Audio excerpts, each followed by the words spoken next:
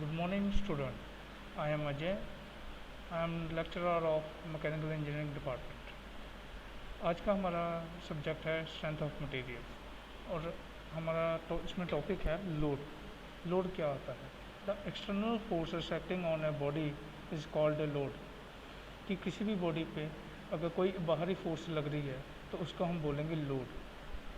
The effect of load can be easily seen in a piece of soft rubber which can be subjected to forces by hand so as to produce visible change in its shape. Thus, the effect of force load is a produce deformation that change in shape or dimension in member. यहाँ पर rubber की example दी गई है। Rubber तो rubber में क्या होता है कि हम उसको ट्विस्ट करते हैं, खींचते हैं, कंप्रेस करते हैं, तो उसमें जो उसकी चेंज आई, जो उसमें जो डिफॉर्मेशन आई, उसको हम बोलते हैं लोड्स। और लोड के आगे टाइप्स है, उसमें कौन कौन से लोड होते हैं? Tensile load, compressive load, sharing load, twist load और बेंडिंग लोड। पहला है हमारा टेंसाइल लोड। टेंसाइल लोड में क्या है कि जैसे ये कोई बार है, शाफ्ट है, इसको हम इधर से खींचते हैं और इधर के से भी खींचेंगे, तो उसमें क्या होगा, जो टेंसाइल फोर्स लग रही है बाहर की तरफ, जो ऐसे बाहर फोर्स लग रही है, बाहर को जा रही है, जो ऐसे खींच रहे हैं तो टेंसाइल फोर्स लग रही है, तो इसको हम बोलेंगे टेंसाइल लोड। नेक्स्ट है हमारा कंप्रेसिव लोड। कंप्रेसिव लोड में क्या होगा, पुश करेंगे, हमें अंदर को पुश करेंगे, तो पुश करते समय जो लोड है कंप्रेस हो रहा है, तो इसको हम बोलते हैं कंप्रेसिव लोड। और इसके डिमेंशन में चेंज आएगा तो इसको हम बोलेंगे कंप्रेसिव लोड। नेक्स्ट है हमारा शेयर लोड। शेयर लोड में क्या होगा, एक फोर्स इधर से लगेगी, एक फोर्स इधर से, तो ये फोर्स क्या होगी, एक ऊपर से फोर्स आ रही है, एक नीचे से जा रही है, तो फोर्स क्या होगी, शेयर होगी, तो इसको हम बोलते हैं शेयरिंग लोड। नेक्स्ट है हमारा ट्विस्टिंग लोड। ट्विस्टिंग लोड में क्या होगा कि कोई शाफ्ट है और उसका एक एंड फिक्स्ड है और दूसरे को मैं ऐसे ट्विस्ट कर रहा हूँ, ट्विस्ट तो घुमा रहा हूँ मैं, तो इसमें क्या होगा, ये ट्विस्ट के कारण ये जो डिफॉर्मेशन आएगी, इसमें जो डिफॉर्मेशन आई इसको हम बोलते हैं ट्विस्टिंग लोड। नेक्स्ट है हमारा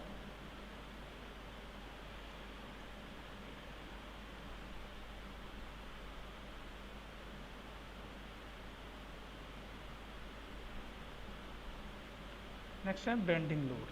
बेंडिंग लोड में क्या होगा,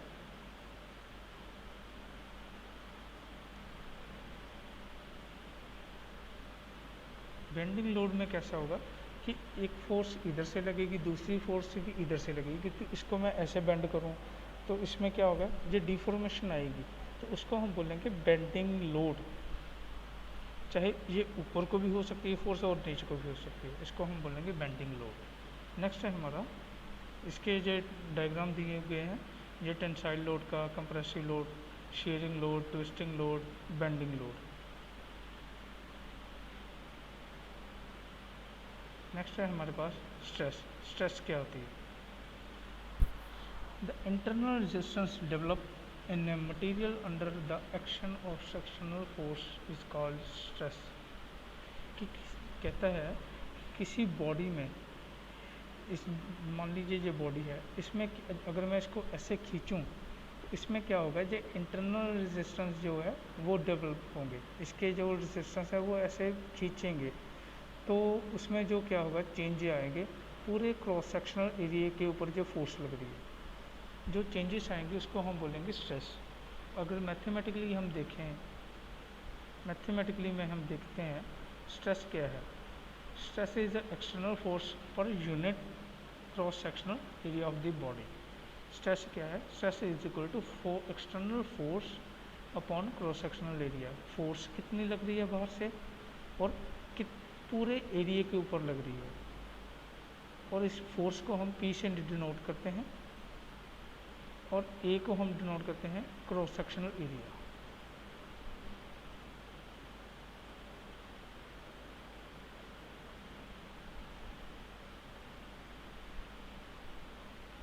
नेक्स्ट है हमारे पास स्ट्रेस का फॉर्मूला, हम इसमें लिखते हैं F is equal to P upon A। P क्या है, फोर्स, A क्या है, एरिया ऑफ क्रॉस सेक्शनल, और F क्या है, स्ट्रेस, इसको यूनिट जो है हम ऐसा ही यूनिट यूज़ करते हैं, न्यूटन पर मीटर स्क्वायर और न्यूटन पर mm स्क्वायर। इसको हम इज कॉल्ड पास्कल, इसको हम कह सकते हैं PA भी कह सकते हैं। नेक्स्ट हमारा टाइप्स ऑफ स्ट्रेस, स्ट्रेस की टाइप्स क्या हैं। टेंसाइल स्ट्रेस, टेंसाइल स्ट्रेस में क्या होगा कि फोर्स जो है दोनों तरफ लगेगी, बाहर की तरफ, इस तरफ और इस तरफ फोर्स लगेगी। जब इस तरफ फोर्स लगेगी तो क्या होगा, इसकी लेंथ में चेंज आएगा, डिफॉर्मेशन होगी। जो डिफॉर्मेशन हुई उसको हम बोलते हैं टेंसाइल स्ट्रेस। इसको हम डिनोट करते हैं मैथमेटिकली में, हम इसको FT लिखते हैं, equal to P upon area. Force कितनी लग रही है और एरिया कितना है। कंप्रेसिव स्ट्रेस में भी सेम ऐसा ही होगा कि टेंसाइल में फोर्स बाहर, कंप्रेसिव में अंदर की तरफ लगेगी। तो जब अंदर इसको मैं ऐसे करूँगा तो इसकी डिफॉर्मेशन हो जाएगी, चेंज हो जाएगा, ये मेंबर इसकी लेंथ में चेंज आएगा, उसको हम बोलते हैं कंप्रेसिव स्ट्रेस।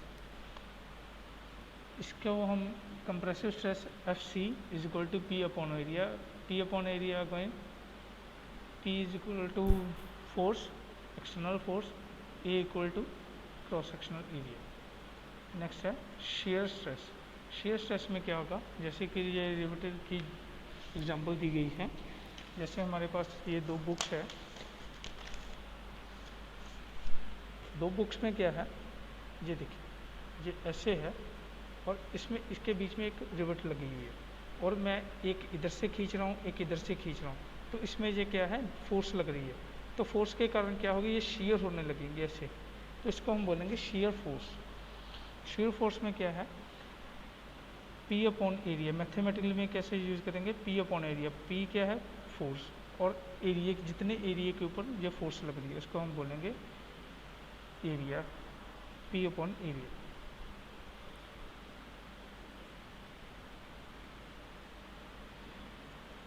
नेक्स्ट है हमारे पास strain. The deformation in a material under action of external force is called strain. कि जो डिफॉर्मेशन मटेरियल में आई है फोर्स के अंदर, किसी बाहरी फोर्स के अंदर, उसको हम बोलेंगे strain.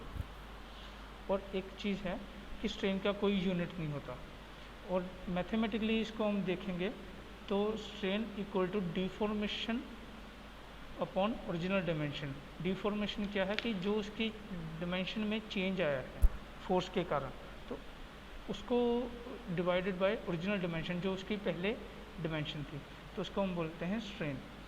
If A bar of a material having a uniform cross section act upon bye an external force, the change in length by delta L mm while its original length, then strain produced is given by equation। इस पर क्या है, strain को हम denote करते हैं E के साथ, तो इसका फॉर्मूला क्या बन गया, डेल्टा L बाई L। इसके कोई यूनिट नहीं होता, नो यूनिट्स। नेक्स्ट वीडियो में हम स्ट्रेन की टाइप्स करेंगे।